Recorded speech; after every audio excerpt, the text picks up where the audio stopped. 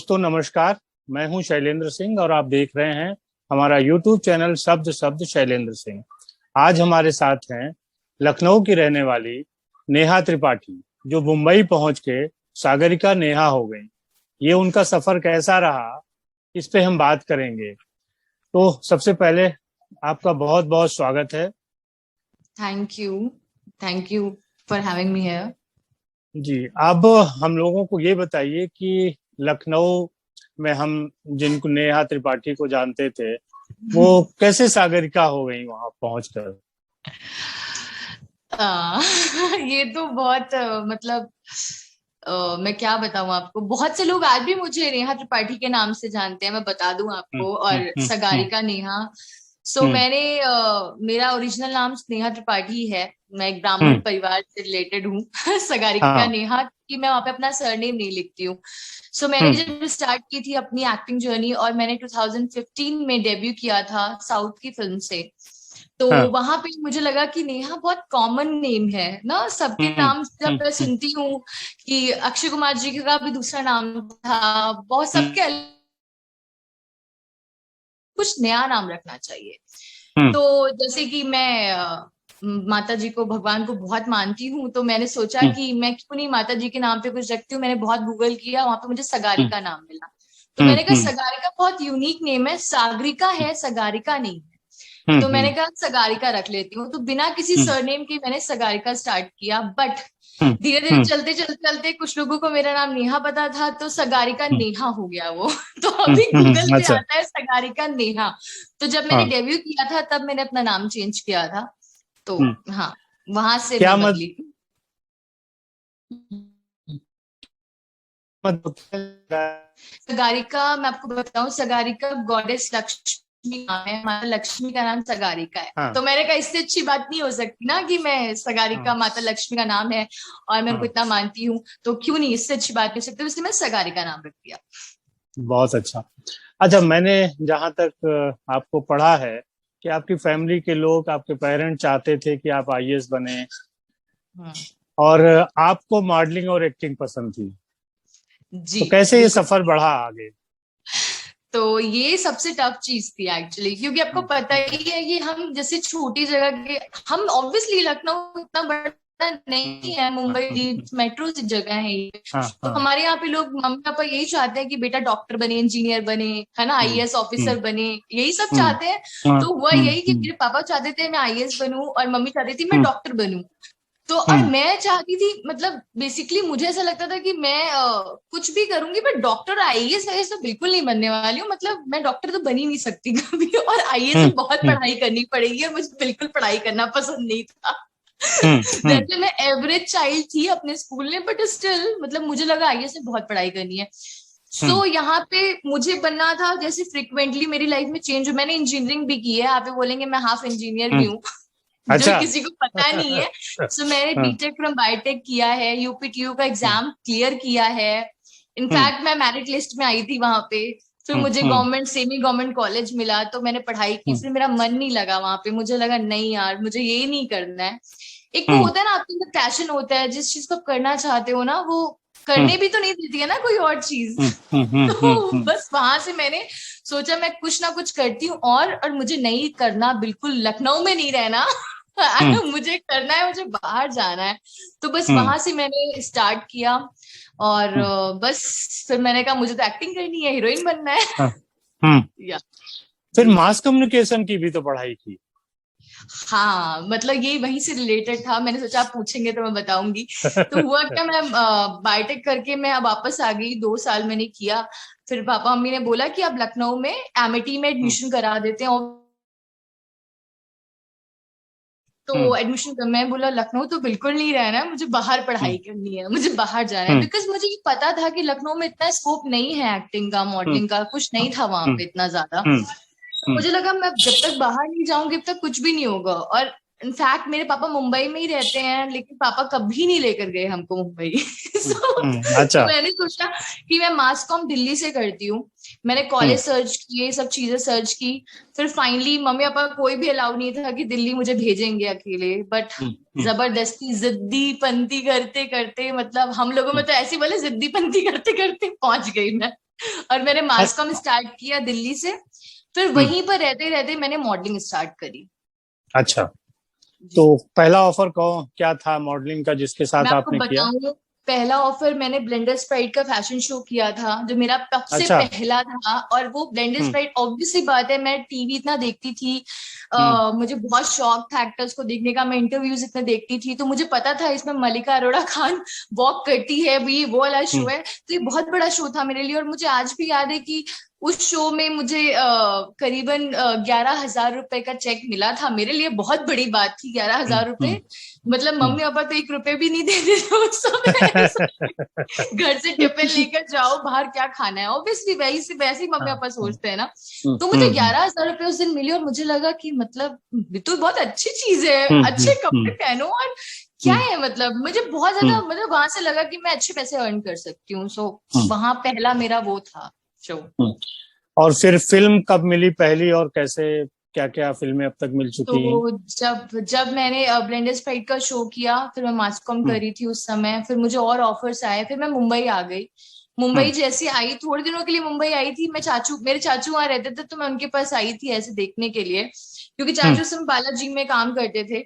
लेकिन हम्म मुझे कोई हेल्प नहीं कर रहा था, क्योंकि लड़कियों के हम्म लिए हमारे यहाँ तो बहुत बड़ी बात होती है, हम्म आपको भी हम्म पता होगा, यूपी में हम्म तो हम्म बहुत हम्म बड़ी बात है, लड़कियों के लिए तो सब सिंपल है, आप पढ़ाई हम्म करो और फिर शादी कर देते थे। हम्म अब कितना फिर हम्म भी मॉडर्न लोग हो गए हैं 2021 में, कि लोग सोचते हैं कि जॉब कराते हैं। और हम्म हमारी फैमिली में तो कोई लड़की ने जॉब नहीं की थी जब तक मैं बाहर नहीं निकली। तो ये हम्म। बहुत बड़ी, मेरे आने के बाद रेवोल्यूशन हुआ है मेरी फैमिली में, मैं ये बोल सकती हूँ। तो आप बस वहां से क्रांतिकारी हैं परिवार के लिए। जी, मतलब हमारे यहाँ बिजनेस, लड़कियों को सिर्फ पढ़ाया, और फिर क्या करोगी बेटा काम करके, शादी करके तो घर जाना ही है, आराम से हम्म रहना है, हम्म तुम्हें जरूरत क्या है काम करने की। हम्म मतलब हम्म वैसा ही सीन था। तो हम्म बस मैंने वहां से किया, फिर मैं दिल्ली आई, दिल्ली से मुझे पता चला एक कॉन्टेस्ट होने वाला है, beauty pageant miss princess of hmm India 2014। हम्म तो हम्म मैंने सोचा, जब मैंने उसको पढ़ा प्रॉपर, में विनिंग अमाउंट बहुत ज्यादा था। मतलब hmm winning amount was 2 lakh rupees. तो हम्म मैंने सोचा, एंड मेरी फैमिली मुझे बिल्कुल सपोर्ट नहीं करी थी फाइनेंशियली। मम्मा ने बोला तुम्हारी मर्जी है, तुम्हें जाना तो अपने हिसाब से जाओ, हमसे 1 रुपए की बात मत करो, ठीक है। हम्म और जब हम्म मैं मुंबई गई तो मैंने देखा मुंबई इज वेरी एक्सपेंसिव, आपको रहने हम्म के लिए हम्म सारा चीजें करनी पड़ती हैं। अगर मैं रहने का इंतजाम हो जाएगा तो खाने पीने का एक समय मैं कर लूंगी एडजस्ट, वैसा हम्म था। हम्म तो फिर मैंने सोचा कि क्यों नहीं यार, इसमें पार्टिसिपेट करते हैं। और सबसे अच्छी बात मेरे लिए यही रही लकीली, कि जो मैंने ब्लेंडर स्प्राइट का शो किया था उसमें हम्म जो, हम्म तो हम्म मैंने उनको मैसेज किया फेसबुक पे। मतलब मैं आपको सच बताऊं, मेरे लिए हम्म सोशल मीडिया ने बहुत हेल्प किया, social hmm media is hmm very helpful for me. तो मैंने हम्म फेसबुक पर उनको मैसेज किया, मैंने कहा मुझे इस शो में पार्ट लेना है। तो उन्होंने हम्म कहा ठीक है आ जाओ तुम। फिर हम्म मैं बस वहां पे गई, और मुझे बिल्कुल उम्मीद नहीं थी, मैं सच बताऊं, मतलब इनफैक्ट मैं ऐसे रो रही थी, मुझे लग रहा था कि मेरा कहाँ से होगा, यहाँ पे इतने सारे लोग हम्म आए हैं, इतनी हम्म लड़कियां थी। और हम्म मतलब ऑब्वियसली मैं लखनऊ से हूँ, मुझे तो कुछ पता ही नहीं है, वो पे बातें ऐसे कर रहे हैं लोग ना, वो हम्म मेकअप, वो फैशन मेरे हम्म लिए बिल्कुल नया था। पहली बार मैं हम्म लड़कियों को देख रही हूँ कि वो बिल्कुल अलग है, मतलब आज तो मैं बिल्कुल अलग लाइफ हो गई है, लेकिन उस हम्म समय हम्म मेरे लिए बिल्कुल नया सब कुछ था। मतलब ऐसा लग रहा था हम्म मैं गांव से बिल्कुल उठ के आ गई हूँ। और हम्म मैं बिल्कुल भी नहीं जीत सकती, बट हाँ, लकीली मैं शो जीत गई। और अच्छा। बस जी, मैं शो जीत गई, और मुझे बिल्कुल यकीन नहीं था कि मैं शो जीतूंगी। मतलब मेरा रिएक्शन ऐसे था, जब उन्होंने बोला मुझे लगा मैं हंसूं या रोऊं, मैं करूं क्या, हम्म मुझे समझ नहीं आ हम्म रहा था। हम्म हम्म तो मैं शो जीती, फिर मैं उस पैसों से ही मैंने स्टार्ट किया अपना मुंबई में, क्योंकि वो 2 लाख रुपए मेरे लिए बहुत बड़ी बात थी। सही तो मैंने बात है। फिर वहां पे आके 2 लाख रुपए से घर लिया पहले, 1 साल हम्म के लिए अपने कार्ड चेक्स दे दिए उनको, कि भाई 1 साल हम्म तक कोई दिक्कत ना हो, हम्म मतलब हम्म वो हम्म। मेरा स्टार्टिंग मैंने वहां से किया, और पहले उससे फिर बस। फिर फिल्में मिली आपको?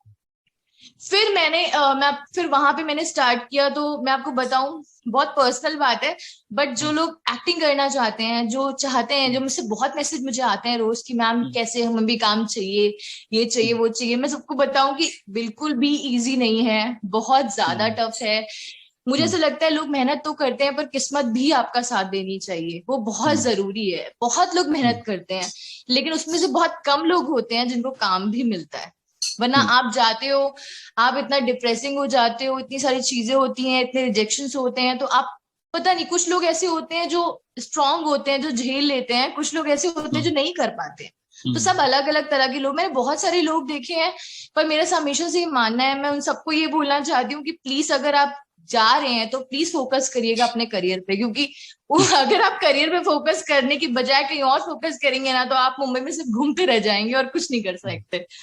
तो बस वहां पे मैं 1 महीने थी। 1 महीने के बाद मुझे मुझे याद है, मैं मैकडोनल्ड्स में बैठी थी लोखंड वाला में, तो मुझे एक आए, एक बंदे आए, मुझे वो बोलते हैं, मतलब मेरे साथ ऐसा हुआ है लिटरली, वो आगे मुझे बोलते हैं कि साउथ की फिल्म करोगी, मुझे बोलते हैं। तो मैंने बोला कि मैं जानती नहीं हूँ। मैं बोलेगा मैं आप मतलब क्या है, क्योंकि मैं डर भी बहुत लगता था, मतलब मेरी फैमिली में मुझे याद नहीं है मैं अकेले कभी गई हूँ घर से बाहर, मतलब वैसी लड़की को अचानक से अकेले कहीं चली जाऊं, तो मुझे तो बहुत ही ऐसा लगता था कि सब मुझे पता नहीं क्या कर देंगे मेरे साथ, ऐसा लगता था। तो फिर उन्होंने पूछा, तो फिर मेरे जानने वाले वहां पे मिले, जो 1-2 बार मिले थे मुझे पहले ही, से सिंगर, तो उन्होंने बताया मेरे भाई है, ये कोऑर्डिनेशन करते हैं, फिल्म में कास्टिंग करते हैं। तो मैंने कहा अच्छा ओके। तो मैंने कहा ठीक है, मैंने कहा हाँ मैं करूंगी। मैंने कहा, तो बोलते क्या करूं, मैं कहा जो भी मिलेगा काम अच्छा होना चाहिए, मैं करूंगी। मैंने उनको बोला, तो बोलते हाइट तो अच्छी है तुम्हारी, सब अच्छी लगती हो तुम मुझसे। मैंने कहा हाँ। तो मैं वो उतनी बात करके मैं चली आई वहां से नंबर लेके। फिर एक दिन सेकेंड डे मुझे उन्होंने कॉल किया यहाँ पे, तो मुझे लगा कि ये भी मैं ये पॉइंट्स इसलिए यहाँ पे मैसेज बताना चाह रही हूँ सबको, क्योंकि बहुत अलग चीज है, और सब हो सकता है बहुत लोग जो मुंबई जाएं वो इस चीज से रिलेट कर सकते हैं, या समझाने के लिए भी मैं चाहती हूँ कि आप लोग सुने इस चीज को। तो उन्होंने मुझे बोला कि अच्छा होटल में मीटिंग है ऐसे करके, तो मैं तो होटल का नाम सुन के ही डर गई, मतलब अब समझ रहे ना मैं क्या बोलना चाह रही हूँ, मैं होटल जाऊं। तो मैंने कहा कि मैं ना बाद में मिलूंगी, मैंने उनको बोला कि मैं रात के 8 बजे मैं घर जा रही थी, मैंने कहा मैं बाद में मिलूंगी। बोलते अरे सगारिका वहां पे बहुत सारे लोग होंगे, सिर्फ अकेले मैं नहीं होऊंगा या अकेले वो नहीं होंगे, तुम आओ, वहां पे लेडीज भी होंगी। मैंने मन में सोचा लेकिन फिर भी इतने सारे, मतलब मैं ऐसी लड़की थी बेसिकली, अगर 4-5 आदमियों को देखूं सामने तो मैं टर्न मार के वापस चली जाऊं। सीरियसली मैं ऐसी थी, और मम्मी का हाथ पकड़ लेती थी, तो मम्मी मुझे बोलती थी, पापा को बोलती थी कि यार ये इतनी डरपोक है, मतलब ऐसे लाइफ नहीं कटेगी ना, उसको कहीं तो बाहर भेजना चाहिए। तो फिर वहां पे मैं ना पहली बार हिम्मत करके गई, और मैं सच बताऊं, मतलब मेरे लिए बिल्कुल अलग एक्सपीरियंस था। मुझे ऐसा लगा कि मैं फर्जी में इतना डर रही थी। मतलब मुझे वहां पे डायरेक्टर था, कोरियोग्राफर था, असिस्टेंट, लेकिन फिर भी वो मेरे लिए 7-8 आदमी एक साथ बैठे आदमी हुए थे। हैं सीरियसली, मतलब वो मेरे लिए बहुत ही अलग था। मुझे मैंने उनको बोला आप भी रहिएगा प्लीज वहां पे, तो मैं उनको भाई बोलती थी, तो वहां पे वो थे। तो मुझे उन्होंने कहा कि आपको डांस करना आता है, तो मैंने कहा हाँ मैं तो सीएमएस से पढ़ी हूँ, तो मैंने ऑब्वियसली डांस किया है, अवार्ड्स भी मिले थे मुझे, सर्टिफिकेट में, तो डांस तो आता है। तो मैंने उनको डांस करके दिखाया। अब वो डांस कोरियोग्राफर मतलब ऑब्वियसली चेक कर रहा था मेरी बॉडी ऐसे सच। मैंने कहा हाँ मैं, मतलब मुझे बड़ा अजीब लग रहा था ऐसे करके। तो मुझे कैसे बोलते देख अच्छा रहा है? ठीक है, मतलब आप ऐसे टॉप दिखाइए ऐसे करके। तो मैंने कहा मैं टॉप ऐसे ही है, मतलब अभी कैसे मैं दिखाऊं उसको, मुझे ऐसा लग रहा नहीं, उनको ऐसा लग रहा था कि मेरा फिगर ठीक है। लोग बेसिकली कपड़े वैसे पहन के मैं घर के चली गई थी मैं, क्योंकि मैं बाहर थी, तो उन्होंने बोला आप ऐसे ही आ जाओ, तो मैं वैसे ही चली गई। तो मैंने कुछ भी कपड़े चेंज नहीं किए। तो मैंने बस वहां से मैं आई। मुझे याद है, आपको मैं बताऊं, वो फिल्म आरती अग्रवाल जी उसमें लीड थी। आरती अच्छा। अग्रवाल साउथ की बहुत बड़ी एक्टर है, जिन्होंने हर एक सुपरस्टार के साथ काम किया, she is the only actor. तो आरती अग्रवाल जी लीड कर रही थी, मुकुल देव जी थे, राउडी में जो विलेन है सुप्रीत जी थे, तो काफी बड़ी फिल्म थी वो। तो मुझे तो लगा कि मुझे कौन पूछेगा, मतलब ऑब्वियसली मैं ऐसी शक्ल में कुछ नहीं ऐसे चली गई। तो मैं 2-3 दिन के बाद मुझे कॉल आया कि प्रोड्यूसर का कॉल आया, उन्होंने मुझे बोला कि सगारिका आप मुझसे मिलने आ सकते हो। मैंने बोला, मुझे लगा मतलब कि कुछ है काम ऐसा, फिर मतलब गड़बड़ है। माता जी मैं बोल रही हूँ भगवान लग रहा है हो कुछ तो है, मतलब ऐसे ऑब्वियसली नहीं बुलाएंगे मुझे। तो मैंने कहा ठीक है, तो बोलते अभी आ जाओगे आप, मैं कहा हम थोड़ी देर में पहुंच जाती हूँ। मैं गई वहां पे, उसके बाद उन्होंने मुझे ना सीधा मुझे चेक दिया। तो मेरे लिए वो बिल्कुल ही अलग था। ओ माय गॉड, मेरे लिए वो, मैं आपको बताऊं, मैं अमाउंट भी रिवील करूंगी, मेरे लिए 50,000 रुपए का चेक था वो जो उन्होंने मुझे दिया। 50,000 बहुत बड़ी बात थी मेरे लिए, क्योंकि यार आपकी पहली फिल्म में कौन देता है आपको पैसे? मतलब ऑब्वियसली जब तक आप कुछ नहीं होते हो कौन देता है। तो मैंने बोला, बोलते हैं ये अभी साइनिंग अमाउंट दे रहा हूँ, बाद में मैं फाइनल कर चुका हूँ, ऐसे करके। मैंने कहा यार, मतलब मुझे लगा ओ माय, मतलब ये मेरे लिए सबसे बड़ी मेरी पहली अचीवमेंट थी। क्योंकि मैं आपको बताऊं, मेरी मम्मा ने मुझे बोला था कि जब तक तुम कुछ नहीं करोगी ना, तब तक ये सोचना मत कि तुम ना ऐसे, मतलब मुझे ऐसा लगता था, मैंने ये सोच लिया था कि मम्मा ऐसा बोलती है मुझे, तो बिना कुछ करे घर तो नहीं जाऊंगी, लखनऊ तो नहीं जाऊंगी, मुझे करना ही है 1 साल में कुछ ना कुछ, कि मैं करूं तो मम्मा को ऐसा लगे कि मैंने कुछ किया है, सिर्फ बातें नहीं करती हूँ मैं। तो ये था। एंड वो फिल्म मिलने के बाद, मतलब मेरे प्रोड्यूसर्स ही बहुत अच्छे थे। वो अभी फिलहाल वो दुनिया में नहीं है, लेकिन काफी अच्छे थे वो, उन्होंने बहुत ज्यादा सपोर्ट किया। इनफैक्ट वो दीपिका की जो पहली फिल्म थी, दीपिका पादुकोण जी की, उनके फिल्म के प्रोड्यूसर भी वही थे, ऐश्वर्या। तो बहुत अच्छे इंसान थे। मुझे लगा कि यार मैं इनके गाइडेंस पे रहूंगी तो ऑब्वियसली बात है, मेरी लाइफ बिल्कुल ही सेट हो जाएगी। तो वो वहां पे मिला, और मुझे सीरियसली मैं बता रही हूँ, मैं ऐसे ऐसे एक्टर्स को देख रही थी, मुझे लग रहा था मैं क्या करूंगी यहाँ पे, मुझे ना लैंग्वेज आती है, मुझे कुछ नहीं आता। बट मैंने साउथ का बिल्कुल अलग कल्चर देखा है, बहुत ज्यादा डिसिप्लिन और बहुत ज्यादा काम करने वाले लोग, वर्कaholic बोल सकती हूँ, बहुत अच्छे लोग होते हैं वो लोग। तो बस पहली फिल्म वहां से मिली मुझे। आपने भूतों वाली फिल्म भी की है कोई? भूतों मैं आपको बताऊं, मुझे बहुत भूतों पे डरपोक। यकीन है? बिल्कुल यकीन करती हूँ मैं आपको बताऊं, मैं इतनी डरपोक लड़की हूँ, मतलब मैं अभी लाइट बंद हो जाए ना तो मैं भागने लगूंगी इधर से उधर, मुझे बहुत ज्यादा डर लगता है। मतलब मैं उस फिल्म में तो वो मुझे मिली भी इसी वजह से थी, क्योंकि मैं यकीन करती हूँ भूतों पे, ऑब्वियसली बात है। मतलब मेरा मानना ये है कि भगवान है तो ये चीजें भी हैं, मैं हमेशा हर चीज को अलग तरीके से मानती हूँ। तो वो उसने मुझे, जय ने मुझे बोला कि सगारिका तुमसे अच्छा रोल नहीं कर सकता कोई ये, और मुझे लगता है कि तुम बहुत अच्छा करोगी। मैं कहा ठीक है। तो ये रोल मुझे वहां से मिला, और लिटरली मैं बता रही हूँ आपको जयन जी की, उसमें सच में इतनी रियल सीन है मेरे सारे। मैं जो डरती हूँ डरपोक, बिल्कुल सेम वही था वहां पे, कुछ भी अलग नहीं था। तो भूतों की फिल्म का एक्सपीरियंस था, क्योंकि विला भी वैसा ही था कि इतना डरावना लग रहा था, इतना बड़ा था, और फिर रात में हमारी शूटिंग होती थी, दिन में शूटिंग नहीं होती थी। मतलब हम 7 बजे शाम को जाते थे, 7 से सुबह 5-6 बजे पैकअप होता था, तो पूरी रात रात भर शूटिंग होती थी, और जंगलों में शूटिंग, तो ऑब्वियसली बात है डर लगेगा मुझे। तो उस फिल्म का एक्सपीरियंस बहुत अच्छा था मेरे लिए जी। कुछ लॉकडाउन का एक्सपीरियंस भी हमने सुना था कि आपके साथ था, आपने एक ही ड्रेस में 2 महीने काटे, क्या था? अरे, वो मतलब मैं क्या बताऊं आपको कि ये बात मैंने अभी तक कहीं भी नहीं करी है इनफैक्ट। तो हम्म हम्म मुझे बिल्कुल नहीं पता था। मैं आपको बताऊं, मैं टीवी बहुत कम देखती हूँ, मेरी सबसे हम्म बड़ी प्रॉब्लम ये है। तब से मैंने इस हम्म लॉकडाउन में बहुत सारी चीजें सीखी हैं कि मुझे करनी चाहिए, जो मैं नहीं करती थी। हम्म तो मुझे कोई आइडिया नहीं था है क्या हो रहा है, लोग मास्क लगा रहे हम्म हैं, सैनिटाइजर तो मैं पहले से रखती हूँ, क्योंकि मुझे सैनिटाइजर लगता है अच्छा कि मैं हाथ को लगा के ऐसे घूमूं, हम्म मुझे हम्म इनफैक्ट बहुत अच्छा लगता, तो मैं लगा के रखती थी। हम्म बट हम्म मुझे कुछ नहीं पता था कोरोना के बारे में। तो मैं आपको बताऊं कि मैं मेरी फ्रेंड के घर गई थी, ऑलमोस्ट ये मार्च की बात कर रही हूँ मैं, मार्च में ही लॉकडाउन हम्म हुआ था। हम्म तो हम्म मैं उसके घर गई, तो उसके घर में टीवी चल रहा था, तो उसमें हम्म कोरोना कोरोना दिखा रहे, तो मुझे बोल रही है कि ये ना यार सगारिका कोरोना का। मैंने कहा यार मुझे तो कुछ भी नहीं पता है, मतलब मुझे मास्क हम्म खरीदना पड़ेगा, मैं उसको बोल रही हूँ।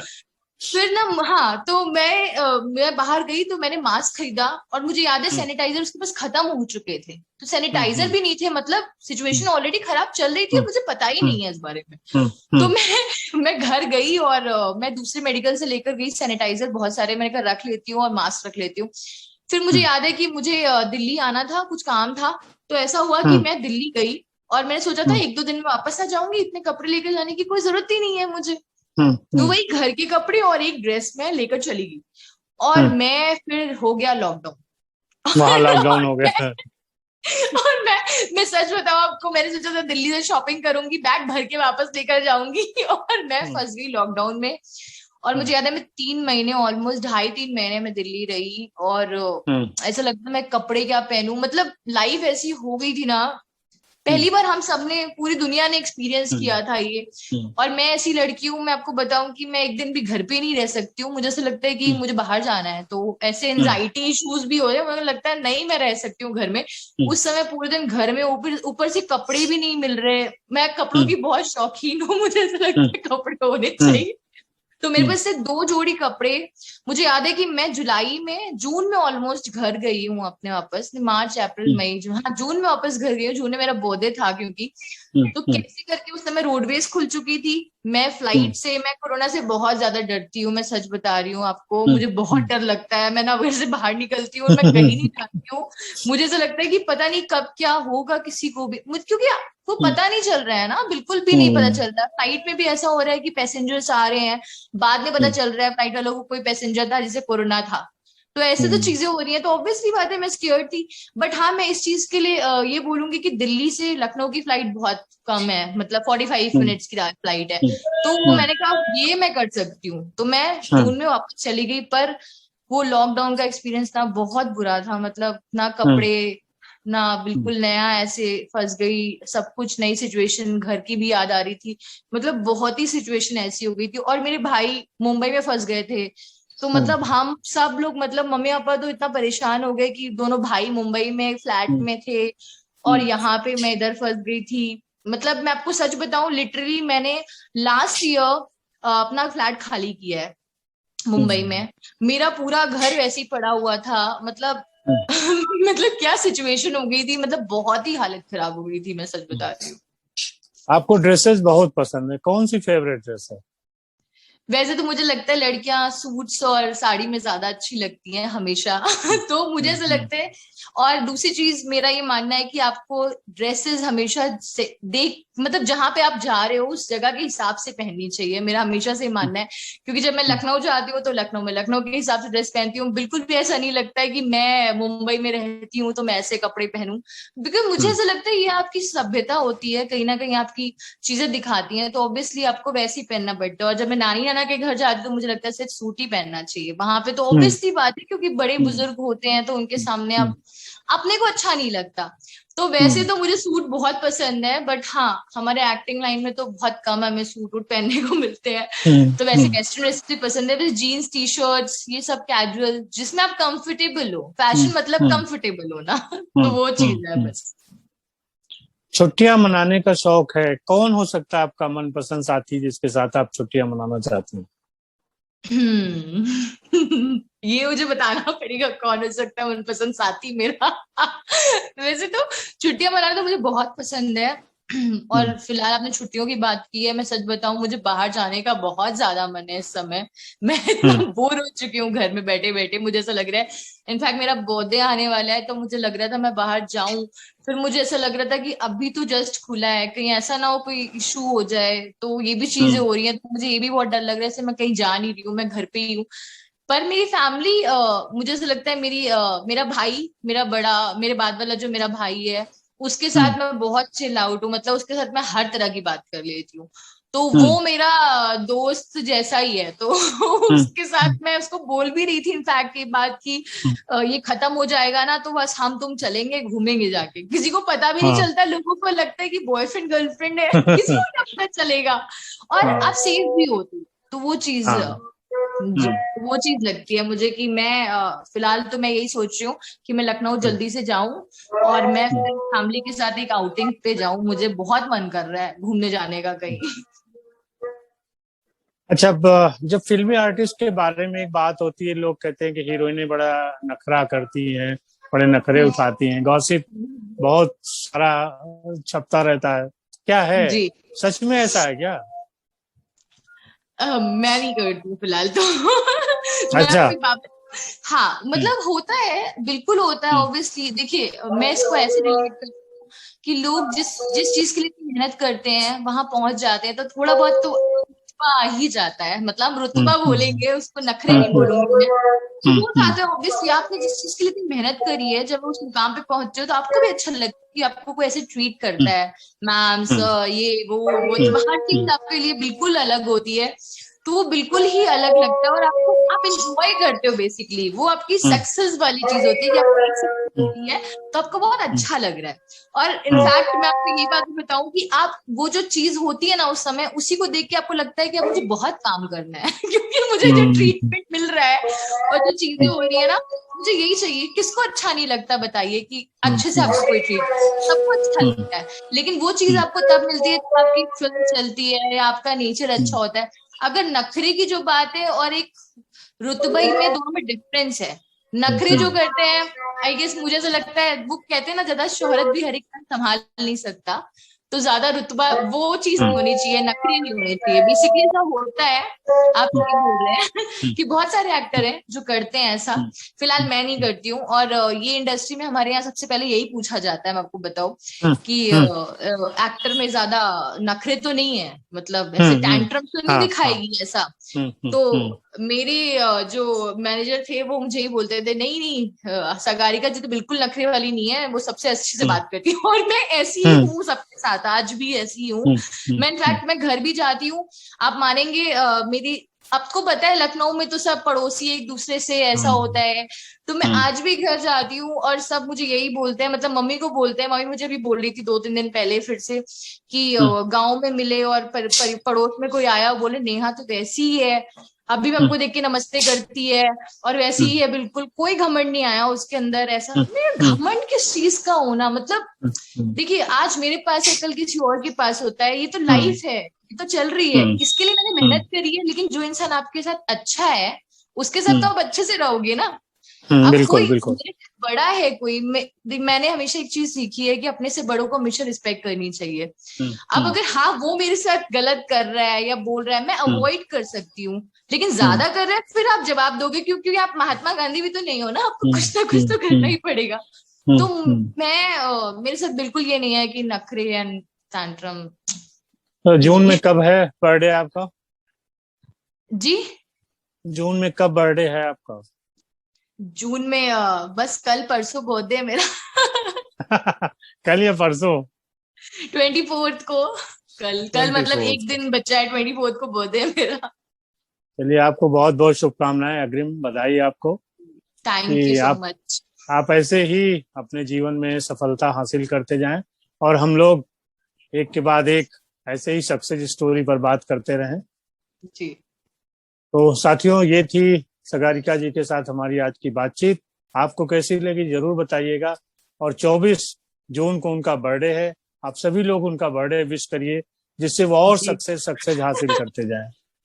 बिल्कुल, thank you so much Shailendra ji, मुझे आपने इंटरव्यू में बुलाया, thank you so much. And मैं चाहती हूँ कि सब लोग प्लीज अपना ख्याल रखें, कोरोना से अभी भी बचें। भले सब कुछ खुल गया है, ये मैसेज है मेरे लिए, मैं हमेशा सबको बोल रही हूँ प्लीज घर पे रहिए, जरूरत है तभी बाहर जाइए, और प्लीज मास्क सही से लगाइए और सैनिटाइजर यूज करिए। तो थैंक यू सो मच।